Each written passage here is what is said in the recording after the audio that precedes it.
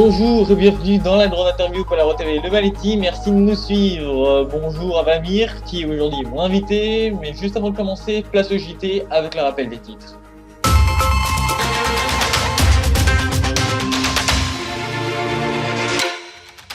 Vendredi 19 février 2016, Petrocast est impliqué dans le scandale de l'oléoduc illégal. D'après Fox Premier, la principale société pétrolière saoudienne aurait recueilli le pétrole arrivant du pipeline de Lancaster Oil.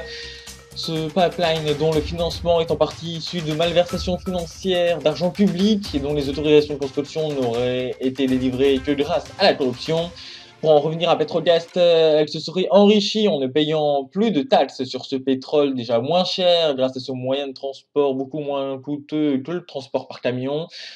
Maintenant, tous les regards se tournent vers Cameron James, la ministre sunraysienne de l'économie, qui sera apparemment également mise en cause, d'après le journal Fox Premier.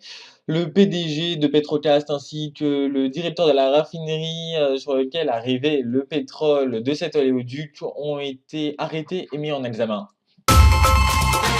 Tous les députés polariens sont convoqués à l'Assemblée nationale à la demande de Zoé Gallet. La présidente de l'Assemblée nationale souhaitait ainsi impliquer tous les députés dans les fondations de la Troisième République polarienne qui verra notamment les régions devenir des provinces plus puissantes. A noter que les 8 députés mis en cause dans les scandales de corruption n'ont pas été convoqués, bien évidemment.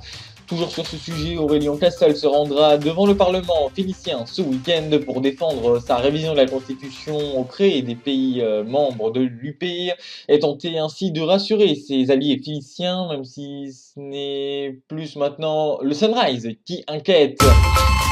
Le Lancaster est la cible des critiques de certains politiques de la majorité qui seraient en effet à l'origine des fonds de la corruption. Le Lancaster démon et attaque les bolariens. Je cite, ce n'est pas de notre faute si vous n'arrivez pas à surveiller tout votre territoire. Fin de citation.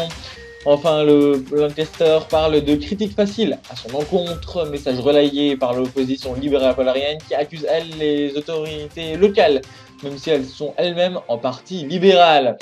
Saturo a annoncé aujourd'hui qu'il allait se pencher définitivement sur les valeurs des ressources de l'outil zoning afin de clore ce chapitre. Fin de citation.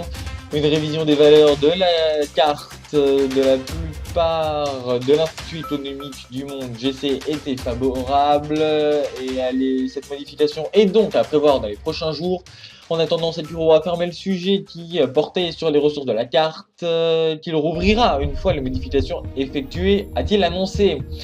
C'est la fin de ce petit flash, on se retrouve juste après une courte pause, une courte page de publicité. On se retrouvera avec Valamir dans la grande interview Polaro TV Le Maletti.